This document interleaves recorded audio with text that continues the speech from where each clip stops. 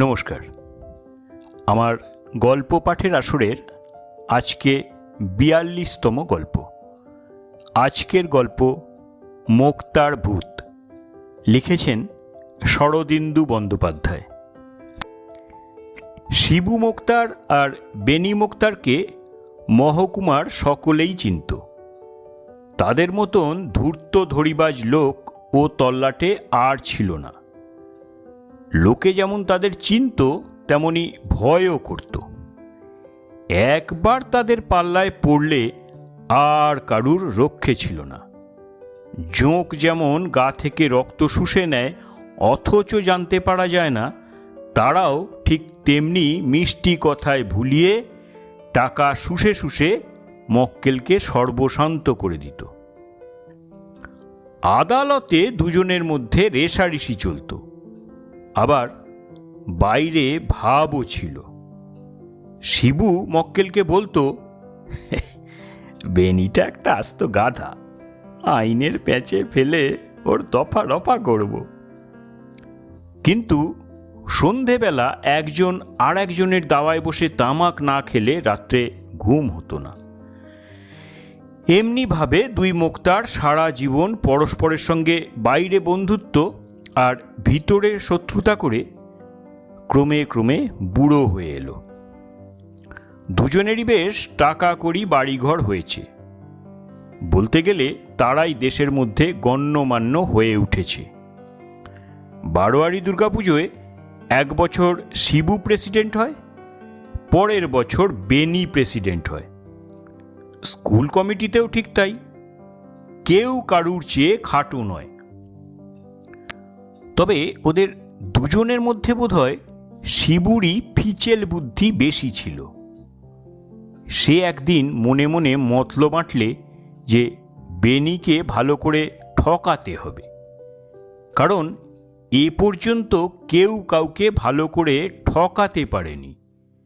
বুদ্ধির যুদ্ধে কখনো শিবু জিতেছে, কখনো বেনি জিতেছে। ফলে দুজনের মধ্যে কেউই বড়াই করে বলতে পারত না যে আমি বেশি চালাক। শিবু মোক্তার ফন্দি ঠিক করে হঠাৎ একদিন সন্ধেবেলা হন্তদন্ত হয়ে বেনিকে গিয়ে বললে, ভাই বেনি, এই বড় বিপদে পড়েছি ভাই, 50টা টাকা ধার দিতে পারো, কালই ফেরত পাবে। বেনি শিবুর মতলব বুঝতে পারলে না। সে বললে, হ্যাঁ তা আর কি আছে, ঠিক আছে নিয়ে যাও, এনাও। শিবু টাকা নিয়ে নিজের বাড়িতে গ্যাঁট হয়ে বসে রইল। পরদিন টাকা ফেরত দেবার কথা, কিন্তু শিবুর আর দেখা নেই। বেনির মন উতলা হয়ে উঠল। তারপর আরও দুদিন কেটে গেল, কিন্তু শিবুর টাকা ফেরত দেবার কোনো চেষ্টাই দেখা গেল না। বেনি মহা ফাঁপড়ে পড়ল। সে বুঝলে শিবু তাকে ভীষণ ঠকিয়েছে, কিন্তু লজ্জায় সে কথা কারুর কাছে বলতে পারলে না। আসলে হ্যান্ডনোট না লিখিয়ে নিয়ে শিবুকে সে টাকা ধার দিয়েছে এ কথা জানাজানি হলে দেশ শুদ্ধ লোক হাসবে আর বলবে, বেনি মোক্তারটা একটা গাধা। শিবুও তাই চায়। বেনি মোক্তার ভেবে ভেবে আধখানা হয়ে গেল। শিবুর সঙ্গে যখনই দেখা হয় বেনি ফিসফিস করে বলে, ভাই শিবু, আমার টাকাটা। শিবু বলে, কিসের টাকা? বেনি বলে, সেই যে সেদিন তুমি ধার নিলে 50টা টাকা। শিবু হেসে বলে, বেনি ভাই, বুড়ো হয়ে তোমার কি মাথা খারাপ হয়েছে? টাকা আবার আমি কবে নিলুম? বেনি রেগে বলে, দেবে না তাহলে? আচ্ছা, আমিও দেখে নেব। শিবু হ্যাঁ হ্যাঁ করে হেসে বলে, বেশ তো, মকদ্দমা করো না, হ্যান্ড নোট আছে নিশ্চয়ই। বেনি রাগে দাঁত কড়মড় করতে করতে চলে যায়। ক্রমে কথাটা চারিদিকে রাষ্ট্র হয়ে গেল যে বেনির 50 টাকা শিবু মোক্তার বেবাক ঠকিয়ে নিয়েছে। সবাই আহ্লাদে আটখানা। ভাবলে, আহা, কাকের মাংস কাকে খায়। বেনিকে সকলে জিজ্ঞাসা করতে লাগলো, হ্যাঁ দাদা, তুমি নাকি লেখাপড়া না করেই শিবুকে টাকা ধার দিয়েছিলে, শেষে তোমার এই দুর্বুদ্ধি হলো? বেনি কিন্তু কিছুতেই মানতে চায় না। ঘাড় নেড়ে বলে, আরে না না, ওসব শিবেটার মিথ্যে কথা। শুধু হাতে টাকা ধার দেবো আমি? আমাকে কি কুকুরে কামড়েছে? দাঁড়াও না, শিবেকে আমি। কিন্তু যখনই বেনি একলা থাকে তখন শিবুর পেজমির কথা ভেবে ভেবে দাঁত কড়মড় করে আর গালাগাল দেয়। এমনিভাবে টাকার কথা ভেবে ভেবে বেনি অসুখে পড়ল। একে বুড়ো বয়স, তার উপর টাকার শোক। বেনি যায় যায়। ডাক্তার বদ্যিরা তার অবস্থা দেখে আশা ছেড়ে দিলে। বেনি কিন্তু তখনও টাকার আশা ছাড়েনি। কেবলই ভাবছে কি করে শিবুর কাছ থেকে টাকা উদ্ধার করবে, তার আর অন্য চিন্তা নেই। যখন বদ্যি নারী দেখে বললে, হরিনাম করো, গঙ্গা নারায়ণ ব্রহ্ম, গঙ্গা জল মুখে দাও, বেনি তখনও ভাবছে কোন ফিকিরে শিবুর কাছ থেকে টাকা আদায় করবে। শেষে মরণের আর দেরি নেই দেখে বেনি শিবুকে ডেকে পাঠালে। শিবু এসে তার পাশে বসতেই বেনি আর সকলকে সরে যেতে বললে। সবাই সরে গেলে কটমট করে শিবুর দিকে চেয়ে বললে, আমার টাকা। শিবু মনে মনে হেসে বললে, কিছু ভেবো না ভাই বেনি, তোমার টাকা ঠিক আছে। এখন হরিনাম করো, তোমার ভালো মন্দ একটা কিছু হলেই তোমার টাকা ছেলেকে দিয়ে দেব। তুমি নিশ্চিন্তে বৈকুণ্ঠে যাও ভাই। বেনি বললে, না, এক্ষুনি দাও। শিবু বললে, এখন এখন টাকা কোথায় পাবো ভাই? কালই তোমার ছেলের হাতে দিয়ে দেব, তুমি ভেবো না। বেনির প্রাণ তখন কণ্ঠায় এসে পৌঁছেছে। তবুও সে গোঁ ধরে বললে, না না না, এখনই দাও, আমার 50 টাকা দাও। হ্যাঁ, এখনই দাও দাও। শিবু দেখলে যে মিনিট 10 মধ্যেই বেনি পটল তুলবে। সে বললে, আচ্ছা, তুমি একটু অপেক্ষা করো, আমি টাকা আনছি। এই বলে সে চলে গেল। নিজের বাড়িতে ফিরে গিয়ে শিবু গম্ভীরভাবে বসে রইল। তারপর বেনির বাড়ি থেকে যখন মরা কান্না উঠেছে তখন সে আবার বেনির বাড়িতে গিয়ে হাজির হলো। যেন কতই শোক পেয়েছে। এমনিভাবে কাঁদতে কাঁদতে বেনির ছেলেকে সান্ত্বনা দিতে লাগলো। বললে, আর কাঁদিস নি বাবা, আমি আর বেনি এক মন এক প্রাণ ছিলুম রে। তাই তো শেষ সময় আমাকে দেখবে বলে বেনি ডেকে পাঠিয়েছিল। তুই আর কাঁদিস নি বাবা। যাবার সময় বলে গেল, আমার ছেলে নেহাত ছেলে মানুষ, দেখবার কেউ নেই, তুমি দেখাশোনা করো। তো কিছু ভেবো না বাবা, তো তোমাদের সব ভার আজ থেকে আমি নিলুম। কি করি বলো? অবশ্য বেনি আমার থেকে অনেক টাকা ধার নিয়েছিল, তা যাকে তা সেই টাকা সব আমি তোমাকেই দিলুম, আর হ্যান্ড নোটগুলো আমি সব ছিঁড়ে ফেলে দেব। পাড়াপড়শি যারা ছিল তারা শুনে অবাক হয়ে ভাবতে লাগলো, তাই তো, কি আশ্চর্য, শিবুর সঙ্গে বেনির এত ভালোবাসা ছিল। ক্রমে বিকেল হয়ে আসছিল। পাড়ার অনেক ছেলে ছোকরা জুটে বেনির মরা কাঁধে করে শ্মশানে নিয়ে চলল। শিবুও বন্ধুত্বের খাতিরে সঙ্গে গেল। ইচ্ছেটা বেনির শেষ দেখে তবে বাড়ি ফিরবে। গঙ্গার ধারে শ্মশান ঘাটে যখন সবাই পৌঁছল তখন সন্ধ্যা হয় হয়। পশ্চিমের আকাশে আলো ঝিলমিল করছে। মড়া নামিয়ে ছেলে ছোকরারা কাঠের সন্ধানে বেরুল।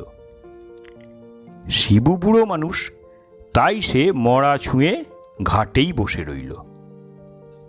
কেউ কোথাও নেই। শিবু একলাটি মড়ার চালি ধরে বসে আছে আর ভাবছে, বেনিটাকে কি ঠকানোই না ঠকিয়েছি।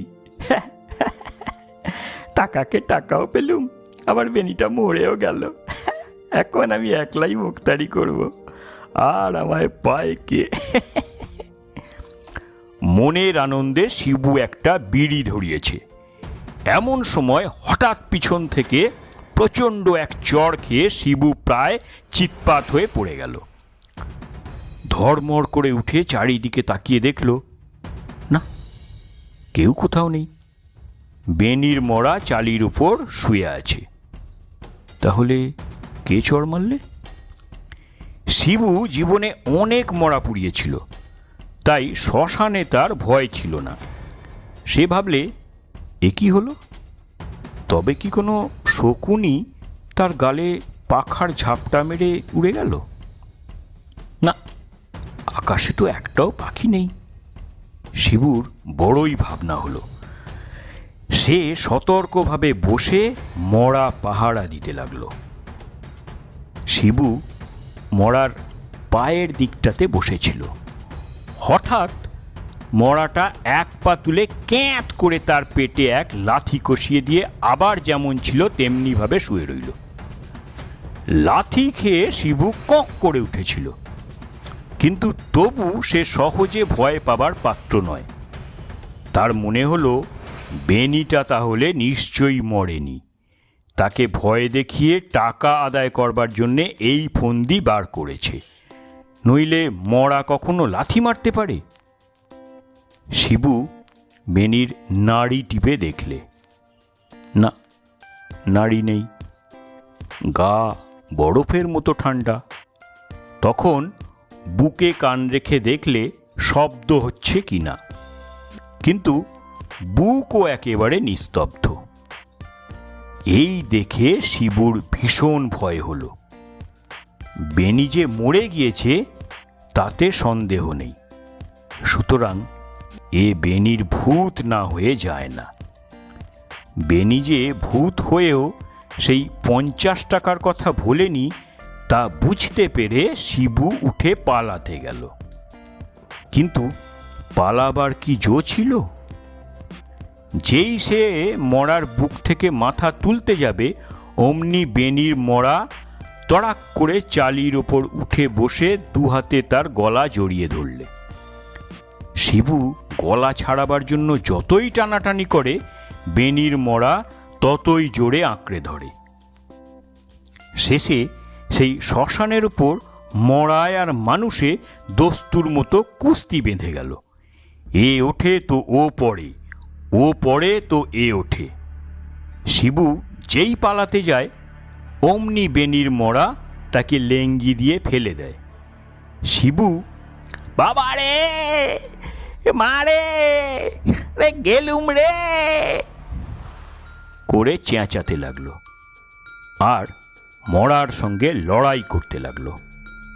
কিন্তু ভূতের সঙ্গে শিবু পারবে কেন? বেনির মরা একেবারে নাছোড়বান্ধা। কিছুক্ষণ পরেই শিবু ক্লান্ত হয়ে পড়ল। ইতিমধ্যে ছেলে ছোকরারা কাঠ জোগাড় করে ফিরছিল।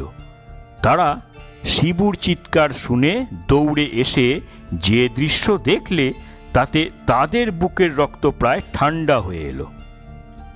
তারা দেখল বেনির মরা আর শিবু চালির উপর পাশাপাশি গলা জড়াজড়ি করে বসে আছে।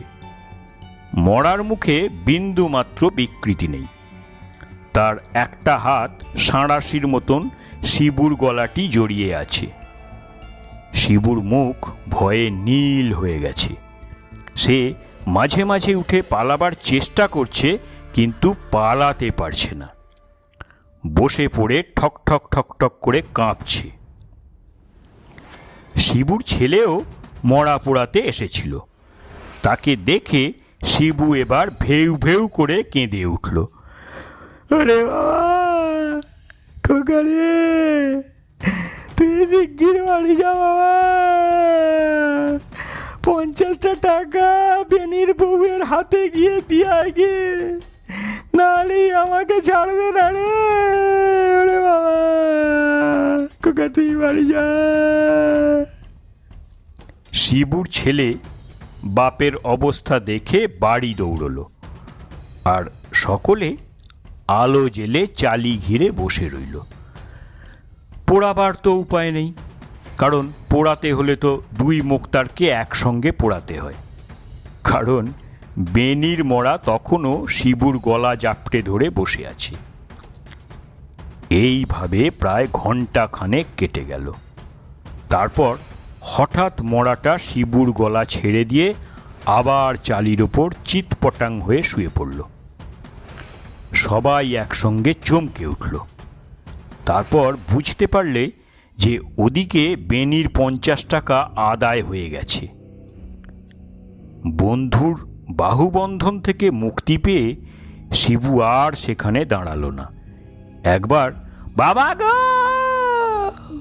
বলেই সেই অন্ধকারে পোঁ পোঁ করে শ্মশান ছেড়ে পালালো। নমস্কার, শেষ করলাম আজকের গল্প শরদিন্দু বন্দ্যোপাধ্যায়ের লেখা মুক্তার ভূত। কেমন লাগলো অবশ্যই জানাবেন। যদি ভালো লাগে তাহলে অবশ্যই শেয়ার করবেন এবং আমার চ্যানেলটা সাবস্ক্রাইব করে আমার সাথে থাকুন, পাশে থাকুন, শুনতে থাকুন শাল্টুদার গপ্প। সবাই সুস্থ থাকুন, ভালো থাকুন, আনন্দে থাকুন। নমস্কার, ধন্যবাদ।